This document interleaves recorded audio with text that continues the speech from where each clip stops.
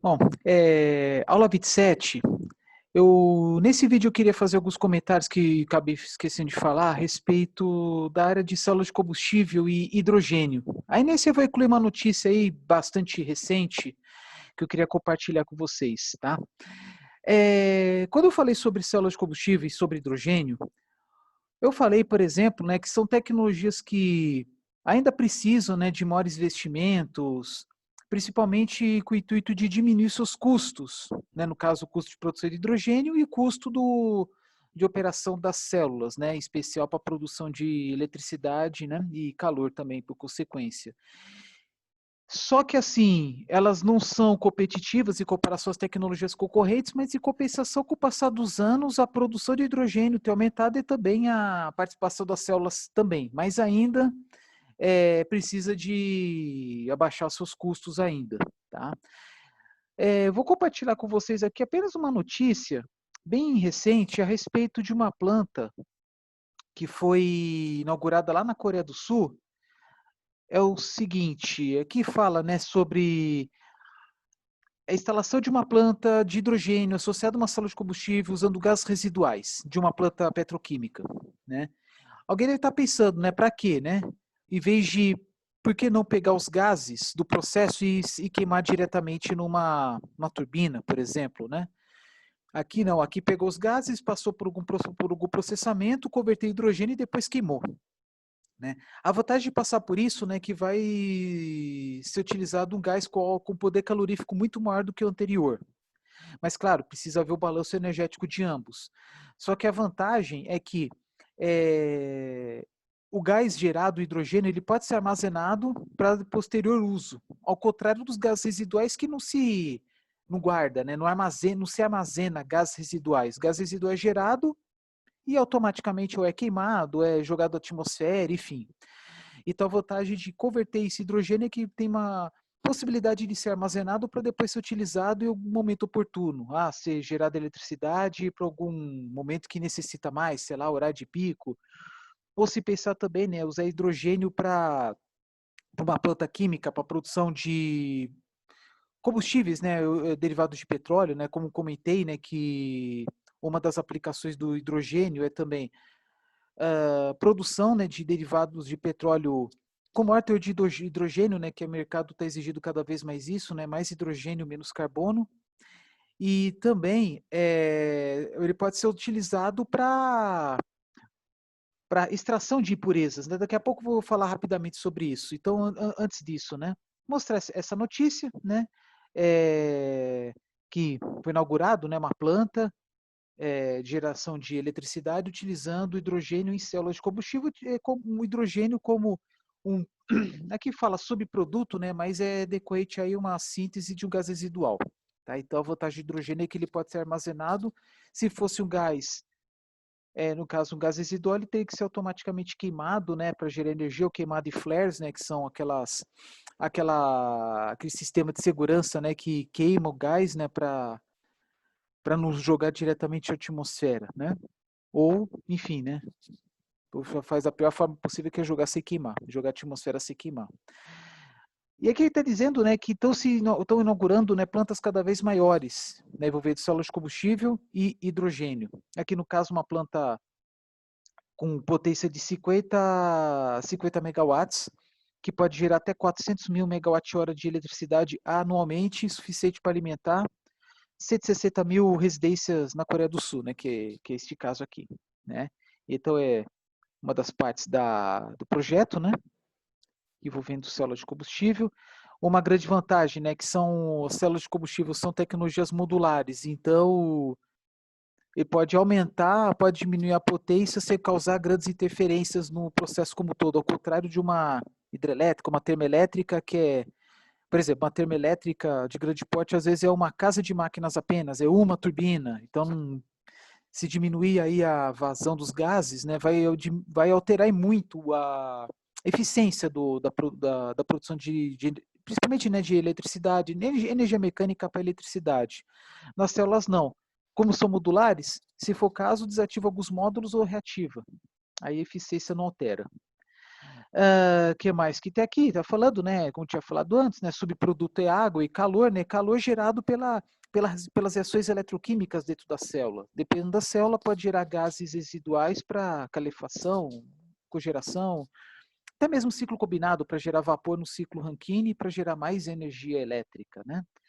Ah, então, uma outra coisa importante também, que de certa forma acabei esquecendo de falar, né, que está toda a notícia, né, falar, mas basicamente o que eu queria comentar é isso, né, que a tendência, né, mesmo que não seja uma tecnologia tão popular ainda, está se instalando plantas cada vez maiores e aos poucos está crescendo sua participação aí na geração mundial, embora seja muito pequena ainda.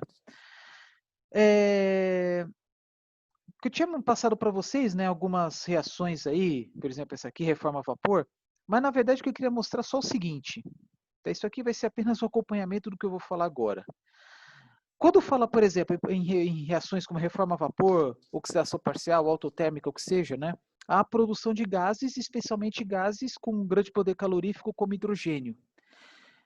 Um dos objetivos, né, que eu esqueci de falar, né, por exemplo, desses processos como esse aqui, que é a reforma a vapor, não é apenas produzir hidrogênio, mas sim produzir gases que podem ser utilizados para fins combustíveis, né, em geral, ou até mesmo não com esse intuito. Eu falo isso por quê?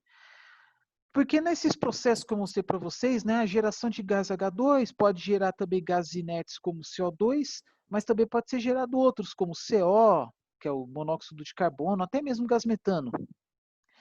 Então, assim, a reforma a vapor visa também ser usada apenas como um processo químico como qualquer outro.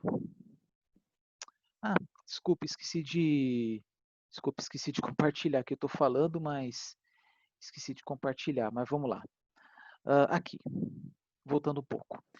Então, aqui, reforma a vapor, como outras reações que eu comentei anteriormente, eles visam converter reagentes em produtos, tá? Aí falando-se muito, né, do seu uso para a produção de hidrogênio. Mas nada impede de realizar a reforma não visando apenas a produção de hidrogênio, mas visando a produção de gases com maior poder calorífico ou até mesmo gases mais adequados a um determinado processo. Podemos estudar ele como uma reação, como um processo químico como outro qualquer. Nada impede de pegar reagentes, converter em produtos para ser queimados numa turbina, ou queimados num queimador, enfim. Tá? Então, não precisamos falar desses processos apenas para a produção de hidrogênio em si. Pode-se pensar em convertê-los para depois queimar de uma outra forma. Então, é até comum realizar reformas ou processo de oxidação, que seja, para produzir gases com poder calorífico até maiores. Mas, claro, é bom fazer um balanço do PCI dos reagentes, PCI dos produtos, para ver se isso realmente vale a pena. Né? Só para recapitular, no caso dessa primeira reação, o etanol tem seu PCI, hidrogênio PCI muito maior, só que a quantidade, né, fazendo aqui o balanço estequiométrico, né, a vazão mássica do hidrogênio acaba sendo muito menor do que do etanol como reagente. Ainda mais tem as perdas, a eficiência do processo que não é 100%, enfim. Né? A reação aqui pode não ser 100% dos reagentes, a seletividade do hidrogênio pode não ser a máxima, tem tudo isso. Tá? Então, e outra coisa também que eu falei, né, que uma das aplicações do hidrogênio é a extração de impurezas dos derivados de petróleo. Acabei falando apenas da extração do enxofre. Utiliza-se o hidrogênio, reage quimicamente com enxofre, aí depois tem um processo de separação do enxofre e reaproveita hidrogênio. Tá? Então, compartilhar aqui um trabalho antigo, é, é só reforçar com mais algumas informações, tá? Hidrotratamentos, que são processos em geral ao qual inclui o hidrodesulfurização, que é para extração do enxofre, fica mais conhecido, né? Visto que também aí está aumentando as exigências aí no que tange aí a quantidade de enxofre. No diesel, que o diesel, já é comercializado o diesel 10 ppm, partes por milhão de enxofre, gasolina também, enfim. Aí depois utiliza enxofre para a indústria, algumas indústrias químicas que utilizam, como produção de ácido sulfúrico, usado em indústrias de fertilizantes, em pequenas quantidades até mesmo para produção de sabonete, para tratamento anti-acne, para diminuir a oleosidade da pele, essas coisas, né. Então, além da extração de enxofre, também alguns processos de hidrotratamentos muito interessantes, como, por exemplo, a extração de compostos nitrogenados, nitrogênio, né, como também até a extração de aromáticos, tá, porque também é uma questão aí, até de a qualidade do combustível, pensando aí na minimização de alguns componentes tóxicos que podem ser eliminados na sua combustão. Mas vamos lá, remoção de enxofre, como tinha comentado anteriormente, remoção de nitrogênio, chamado hidrodesnitrogenação, os compostos nitrogenados são convertidos em amônia, compostos sulfurados convertidos em H2S, até ter extração de aromáticos, hidrodearomatização, sendo convertidos em compostos naftênicos. Remoção de compostos organometálicos, hidrodesmetalização, tá? Porque dependendo do tipo de petróleo, né, tem até metais pesados, né? Em pequenas quantidades, mas tem. Por exemplo, alumínio, ferro. Remoção de oxigênio, qual é a formação da água, saturação de olefinas, enfim, tá? Os mais fáceis de memorizar aí, enxofre, aromáticos, nitrogênio e metais. É só isso que estava faltando comentar com vocês, né? Claro que os investimentos, né, têm sido grandes nos últimos anos devido ao aumento das exigências aí de cunho ambiental, pensando aí na diminuição das emissões do enxofre, por exemplo, à atmosfera, tá? E mesma coisa outros componentes. E é algo vantajoso também porque acaba gerando combustíveis de maior valor agregado que também pode ser exportados, tá? Bom, é isso aí que eu queria comentar com vocês a respeito dessa cadeia aí do hidrogênio e células de combustível, tá? É isso. Deixa eu só terminar aqui. Daqui a pouco continuo com outros vídeos.